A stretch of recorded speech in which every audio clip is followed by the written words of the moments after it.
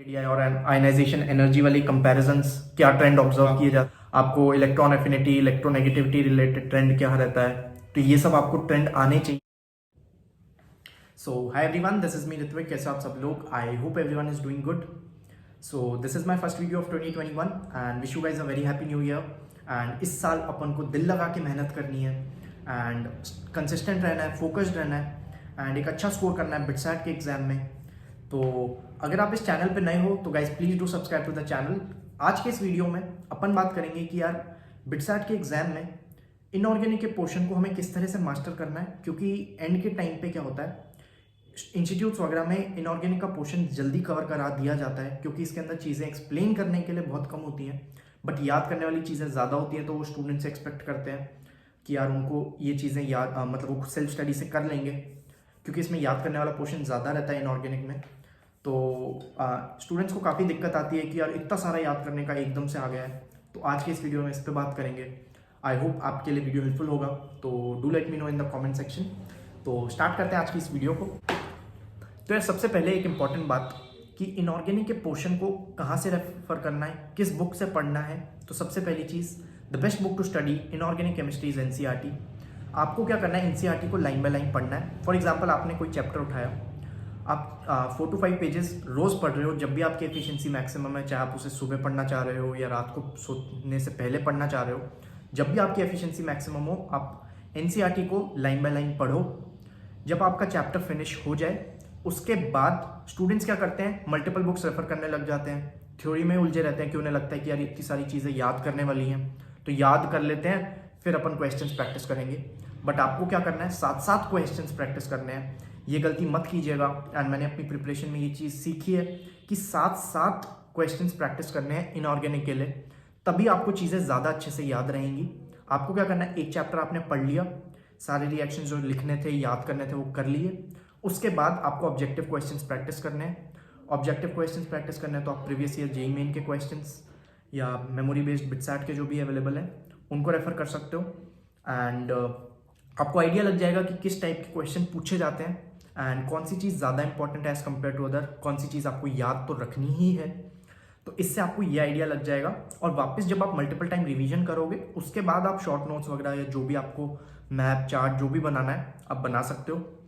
तो एक चीज़, इस इंपॉर्टेंट बात का ध्यान रखिएगा एंड प्रीवियस ईयर क्वेश्चन तो आप प्रैक्टिस कर ही लीजिएगा। एट द सेम टाइम आप में से काफ़ी लोगों ने मुझको मैसेज किया कि चैप्टर वाइज एनालिसिस एक बार कर लीजिए इनऑर्गेनिक के पोर्शन का। केमिस्ट्री को किस तरह से मास्टर करना है मैंने चैनल पे ऑलरेडी वीडियो बनाया हुआ है, आप उसको रेफर कर सकते हो। तो एक बार चैप्टर वाइज एनालिसिस भी कर लेते हैं इनऑर्गेनिक के पोर्शन के जो इंपॉर्टेंट चैप्टर्स हैं। तो सबसे पहले बात आती है इस ब्लॉक हाइड्रोजन की।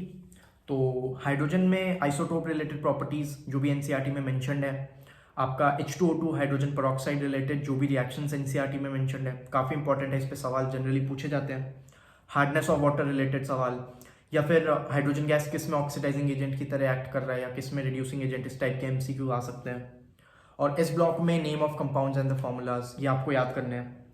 तो एनसीईआरटी पढ़ लीजिए, बाकी that would be more than enough and इस ब्लॉक के लिए। तो अपन चलते हैं आगे। नेक्स्ट चैप्टर आता है अपना पीरियोडिक टेबल। तो पीरियोडिक टेबल में अपन को क्या करना है, पीरियोडिक टेबल में जेड इफेक्टिव वगैरह चीज़ें, एटॉमिक रेडियाई और आयनाइजेशन एनर्जी वाली कंपैरिजंस क्या ट्रेंड ऑब्जर्व किए जाते हैं, तो वो पूछ सकते हैं आपसे। एंड जितने भी एक्सेप्शंस हैं पीरियोडिक टेबल में, काफ़ी सारे एक्सेप्शंस भी दिए हुए हैं, आपको सारे एक्सेप्शंस याद होने चाहिए। अच्छे से मल्टीपल टाइम रिवीजन करना इन चीज़ों का। आपको electron affinity electronegativity related trend क्या रहता है, तो ये सब आपको ट्रेंड आने चाहिए, मतलब आपको देखते ही पता चल जाना चाहिए। ठीक है, तो पीरियोडिक टेबल को अच्छे से करना है। फिर आती है एक चैप्टर केमिकल बॉन्डिंग। तो केमिकल बॉन्डिंग के लिए मैं आपको कहूँगा कि यार आप किसी भी कोचिंग वगैरह में या जो भी आपने इंस्टीट्यूट ज्वाइन किया हुआ है वहाँ पे आपके जो नोट्स हैं वो भी काफ़ी इंपॉर्टेंट हो जाते हैं, क्योंकि केमिकल बॉन्डिंग, कोऑर्डिनेशन, ये दो ऐसे चैप्टर हैं जो ज़्यादा समझने वाले चीज़ें हैं। बाकी एनसीईआरटी पढ़ के हो जाते हैं, केमिकल बॉन्डिंग भी हो जाएगा, बट बेटर अंडरस्टैंडिंग के लिए अपने कोचिंग के नोट्स भी साथ साथ रेफर कीजिएगा इसके लिए। बाकी इसमें जनरली सवाल आपके hybridisation related, VSEPR theory, geometry shape related and अपना एमओटी रिलेटेड काफ़ी सवाल आते हैं। और मॉलिक्यूलर ऑर्बिटल थ्योरी तो काफ़ी इंपॉर्टेंट है, चाहे जेईई मेन का एग्जाम हो, बिटसैट हो या फिर जेईई में एडवांस हो, तीनों में सवाल आते हैं इससे related, MOT related. Hydrogen bonding के ट्रेंड, हाइड्रोजन बॉन्डिंग से ये ऑब्जर्व हो रहा है, आपको पता चल जाना चाहिए कि इसमें हो रही है हाइड्रोजन बॉन्डिंग। तो इससे रिलेटेड सवाल आते हैं। बाकी अपने कोचिंग के नोट्स जरूर रेफर कीजिएगा and practice as many questions chemical bonding पे। फिर बात आती है अपना मेटलर्जी की। मेटलर्जी में आपको नेम्स ऑफ ओर्स, जो भी एक्सट्रैक्शन प्रोसेस है, और मेरे तो इंस्टीट्यूट के मॉड्यूल्स वगैरह में ऐसे चार्ट बने हुए थे एक्सट्रैक्शन प्रोसेस के, कि इस मेटल का एक्सट्रैक्शन प्रोसेस में ये चार्ट है। तो उस चार्ट से आप रिमेंबर कर सकते हो, रिकॉल कर सकते हो, उसको याद कर सकते हो, अपने शॉर्ट नोट्स में भी उसे इंक्लूड कर सकते हो, तो इससे आपको याद रहेगा। बाकी नेम्स ऑफ ओर्स आपको याद होने चाहिए। तो नेक्स्ट अपन चलते हैं अपना कोऑर्डिनेशन केमिस्ट्री पे। तो कोऑर्डिनेशन केमिस्ट्री में क्वेश्चंस अच्छे बनते हैं, इसलिए मैं आपको कह रहा हूँ कि यार अपने इंस्टीट्यूट वगैरह के नोट्स जो हैं वो इंपॉर्टेंट है, अच्छे से समझिएगा। जो भी वैलेंस बॉन्ड थ्योरी से कैसे आप प्रेडिक्ट करोगे, या फिर CFT से कैसे ट्रेंड ऑब्जर्व हो रहा है, CFT अपना डीजेनरेट ऑर्बिटल्स क्या होते हैं, आइसोमेरिज्म, जैसे इसमें स्ट्रक्चरल आइसोमेरिज्म है, इसमें लिंकेज है, तो आपको बोल देगा कि इसमें कौन सा आइसोमेरिज्म ऑब्जर्व होता है। तो ये सब सवाल है। पैरामैग्नेटिज्म रिलेटेड कि D8 इन ऑक्टाहेड्रल जैसे पैरामैग्नेटिक होता है, तो आपको पता होना चाहिए कि किस तरह से निकाला जाता है, ठीक है। बाकी D और F ब्लॉक में लेंथेनाइट कॉन्ट्रैक्शन से रिलेटेड सवाल आते हैं, और D ब्लॉक में यार इसका कलर एक्वा सॉल्यूशन कलर होता है कि नहीं, आपको पता होना चाहिए। मैग्नेटिक मोमेंट कैलकुलेशन, इस पे बेस्ड सवाल आते रहते हैं एग्जाम में। आप अपने प्रीवियस ईयर क्वेश्चंस प्रैक्टिस करोगे तो आपको पता चल जाएगा। अब मूव ऑन करते हैं अपन P ब्लॉक पे। So P block is very important as compare to other block elements, क्योंकि इस ब्लॉक से ज़्यादा इंपॉर्टेंट D और F ब्लॉक है, और उससे ज़्यादा याद करने वाली चीज़ें आपकी P ब्लॉक में है। और इंस्टीट्यूट्स वगैरह में आपको P ब्लॉक में आप देखोगे इतने ज़्यादा रिएक्शंस लिखवा देते हैं, आपको लगेगा यार ये सब याद करने वाली चीज़ें हैं भी, एक्चुअली ये पूछा भी जाता है कि नहीं। तो यही कहूँगा कि एक बार NCERT अच्छे से कर लो, जितने भी ऑक्साइड्स ऑफ फॉस्फोरस या फिर सिलिकॉन बोरॉन रिलेटेड कंपाउंड जो भी हैं वो अच्छे से कर लो। जो भी चीज़ NCERT में लिखी है उसको बार बार मल्टीपल टाइम रिवीजन करो, लिख के याद करो, साथ साथ क्वेश्चंस प्रैक्टिस करो, आपको याद हो जाएगा। बहुत ज़्यादा डिफिकल्ट नहीं है, एटलीस्ट NCERT कवर करना तो डिफिकल्ट नहीं है।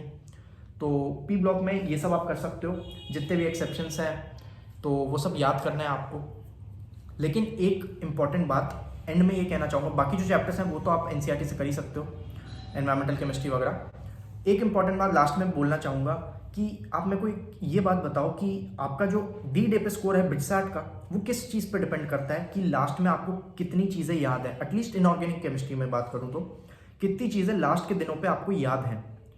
इस पे डिपेंड नहीं करता कि आपने अपने पढ़ते समय, आप जब चैप्टर आप पढ़ रहे हो फर्स्ट टाइम, आप उसमें 4 या 5 बुक रेफर कर ली, उसके बाद आपको अगर D-Day पे NCERT की एक लाइन भी याद नहीं है कि यार NCERT में लाइन लिखी हुई थी बट हमें याद नहीं है, हमने सवाल गलत कर दिया, तो 4 या 5 जो चीज़ें हमने इतनी सारी पढ़ी वो D-Day पे काम नहीं आई हमारे, तो वो पढ़ना हमारे लिए एक तरह से वेस्ट हो गया, क्योंकि हमारा स्कोर नहीं आ पाया BITSAT का। नॉलेज पॉइंट ऑफ व्यू से ठीक है, आपको चीज़ समझ आ गई है, बट D-Day पे अगर हम उसको रिकॉल नहीं कर पा रहे हैं तो शायद अपनी प्रिपरेशन का हम बेस्ट नहीं कर रहे हैं। तो हमें क्या करना है, एटलीस्ट NCERT को अच्छे से करना है, मल्टीपल टाइम रिवीजन करना है। 5 बुक को एक बार पढ़ने से अच्छा है कि एक बुक को 5 बार पढ़ लो। NCERT की चीज़ गलत नहीं करनी है, और BITSAT के पॉइंट ऑफ व्यू से NCERT बहुत इंपॉर्टेंट है। BITSAT में क्योंकि आपके पास टाइम बहुत कम होता है एक सवाल के लिए, तो वो जनरली उसी टाइप के क्वेश्चंस पूछते हैं जो आप कर सको। और इनऑर्गेनिक के पोर्शन में स्कोर इम्प्रूव करना बहुत आसान होता है, क्योंकि कुछ स्टूडेंट्स जो एस्पिरेंट्स होते हैं वो इस पोर्शन को नेग्लेक्ट कर देते हैं। वो सोचते हैं कि ये याद करने वाली चीज़ें तो हम नहीं कर सकते, हम याद करने के लिए बने ही नहीं हैं। तो आपको इनऑर्गेनिक के पोर्शन में ज़्यादा मेहनत करनी है, क्योंकि इससे आपका टाइम एग्जाम में भी आपको बाकी क्वेश्चंस करने के लिए ज़्यादा मिलेगा, क्योंकि हार्डली आपको 2 या 5 सेकेंड लगते हैं आपको सवाल को टिक करने में। अगर आपको वो सवाल पता है उसके बारे में, नहीं पता तो आप नहीं कर सकते वो सवाल, इसमें गेसवर्क भी नहीं चलता है।